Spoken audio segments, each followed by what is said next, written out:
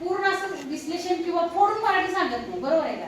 म्हणजे मराठी बोलत असताना थोडक्यात आपण भाषेचं काटकसर करतो. काटकसर हा शब्द तुम्हाला माहिती आहे. काटकसर शब्द म्हणजे बचत करणे.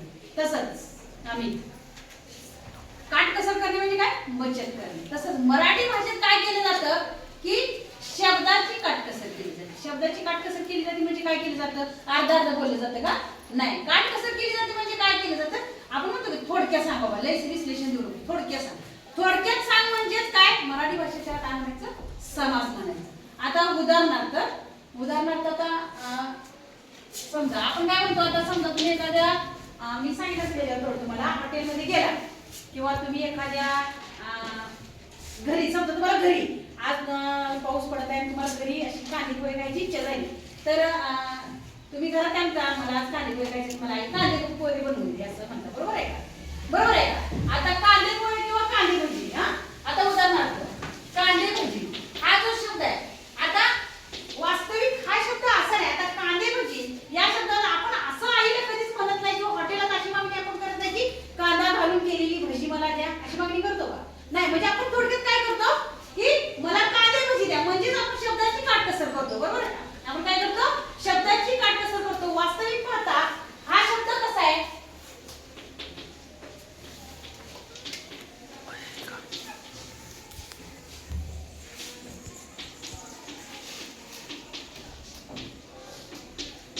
आपण एवढं बोलत नाही, बरोबर आहे? आपण डायरेक्ट इथे येतो, बरोबर का?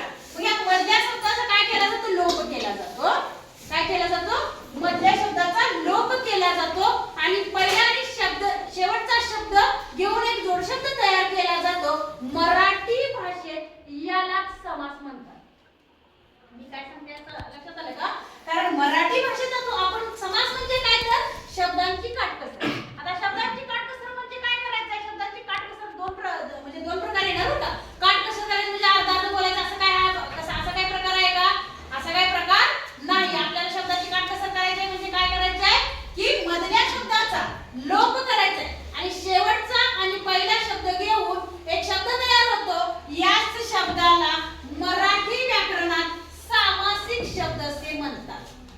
सामासिक शब्द असे म्हणतात.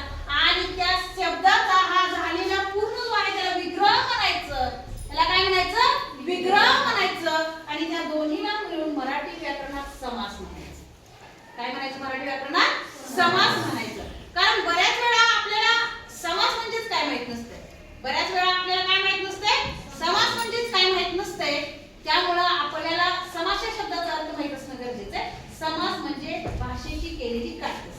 कारण व्यवहारात आपण जगत असताना काय करत असतो? भाषेची काटकसर करत असतो.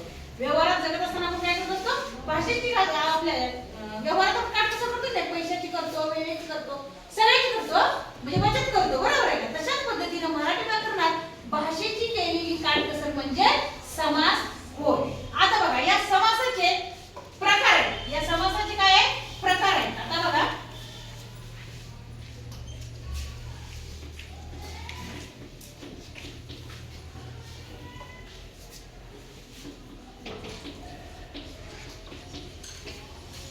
भरपूर प्रकार आहेत. त्यातला पहिला आहे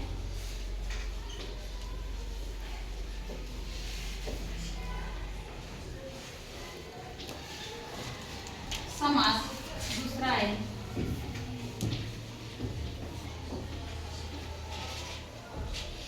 समास.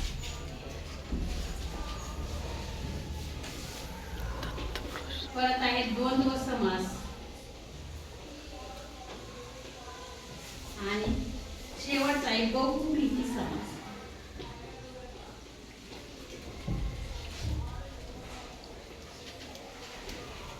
आता बघा यात परत कुठ प्रकार पडतात तीन आणि यात पण प्रकार पडतात तीन.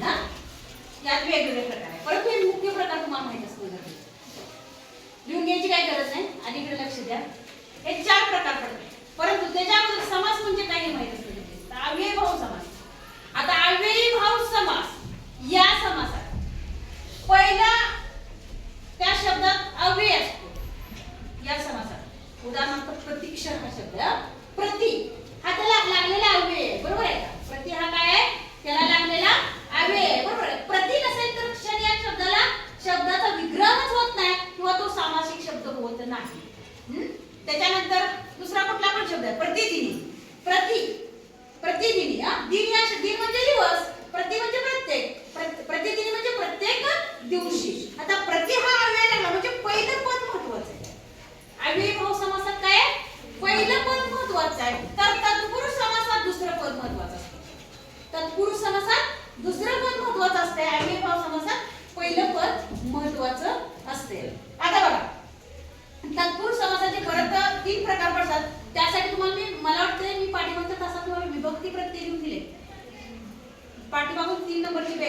विद्यार्थी मी तुम्हाला विभक्ती प्रत्यय लिहून दिलेत का? कारण विभक्ती प्रत्यय तुम्हाला प्रयोगाला पण महत्वाचे आहेत आणि इथं पण विभक्ती प्रत्ययाची गरज आहे.